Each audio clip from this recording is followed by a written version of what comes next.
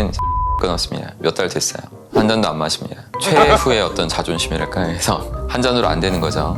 2잔 마시고 분명히 점점 내성이 생겨서 더 많은 걸 더 해야 되고 누군가는 끊어야 된다. 그 누군가가 근데 내가 돼야만 한다.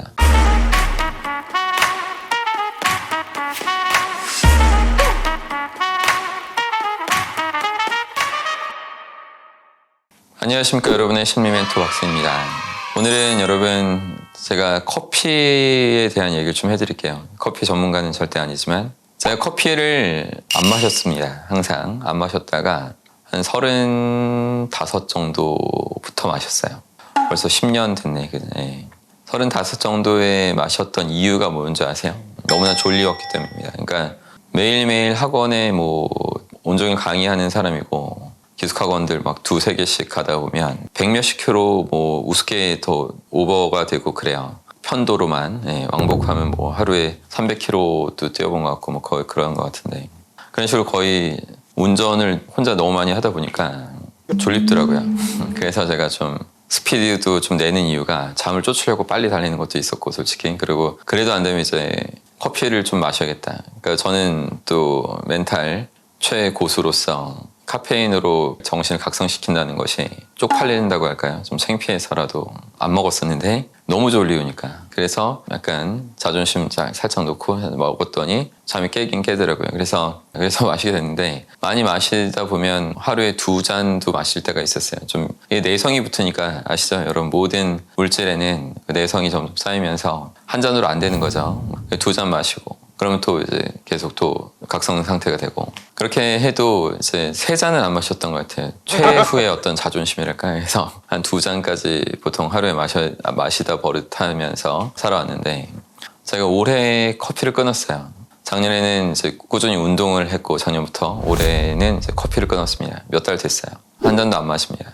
왜 또 끊을 수 있었냐면 솔직히 지금은 학원 강의가 매우 줄어서 다 제가 키운 강사들이 다 대부분 하고 있기 때문에 저는 센터에 오시는 분들만 상대해도 벅차잖아요. 그래서 제가 운전을 막 장거리를 하지 않아요. 센터 올 때도 거의 뭐 차 안 갖고 옵니다.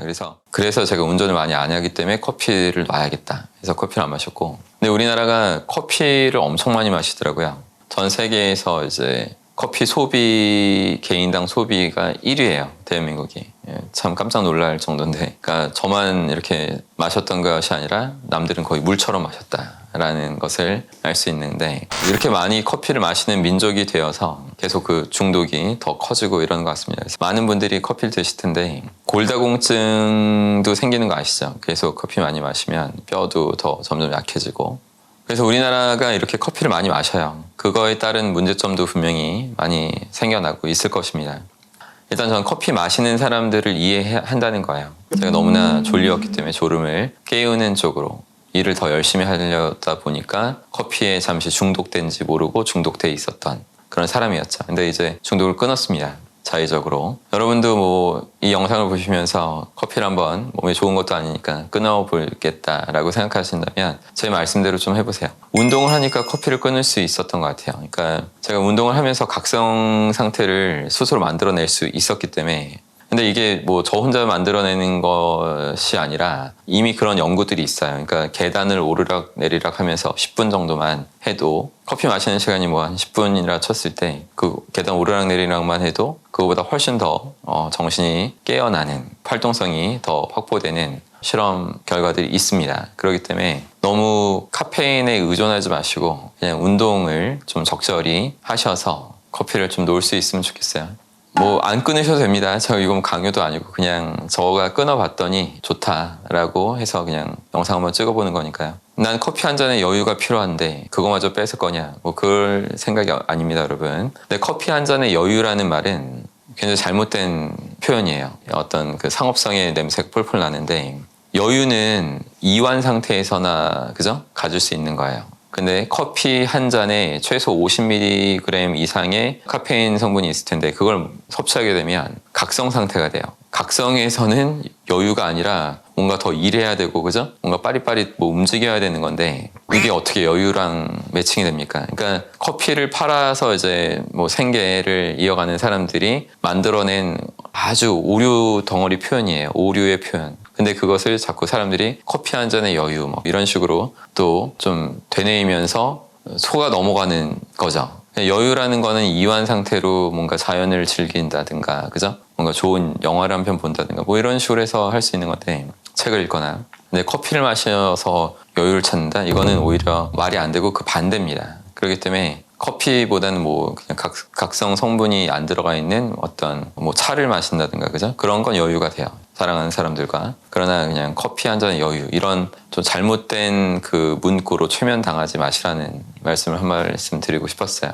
아까도 말씀드린 것처럼 카페인 점점 많이 축적되면서 내성이 쌓이면서 더 많은 것을, 더 많은 양을 섭취해야지 또, 그죠? 각성 상태가 유지되는데, 이건 모든 게 악순환이에요. 그러니까 절대 몸에 좋을 리가 없고, 더 많은 양을 쓰면서 더 많이 몸이 상해야 되는 악순환인 거죠. 그래서 저는 무엇이든 어렸을 때부터 이런 생각을 했어요. 악순환이라는 거 자체를 끊어야겠다. 이런 생각을 정말 깊이 있게 해봤습니다. 그러니까 술 마시는 거, 안 좋은 습관들 있잖아요.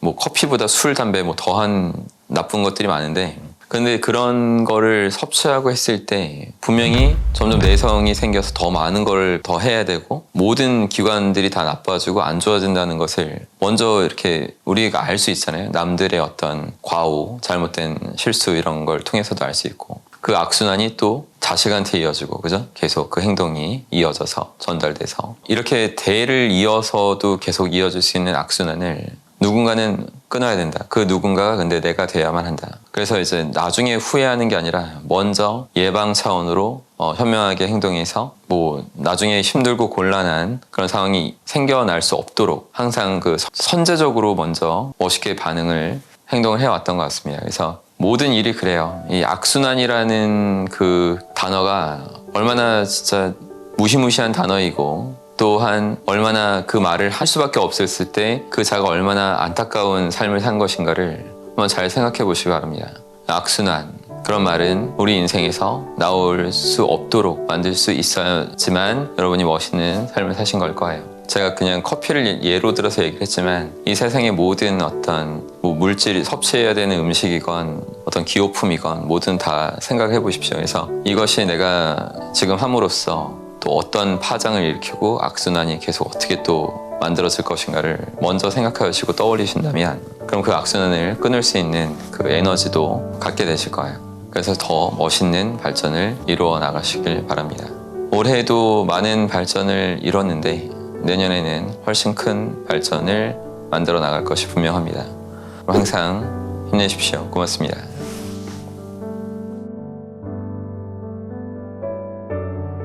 여러분 영상 재밌게 보셨나요? 재밌게 보셨다면 구독해 주시고 좋아요 자주 눌러주십시오. 그리고 댓글로 여러분의 생각들, 여러분의 의견들을 많이 남겨주십시오. 그럼 제가 그 글들을 다 보고 친절하게 답변도 남겨드리겠습니다.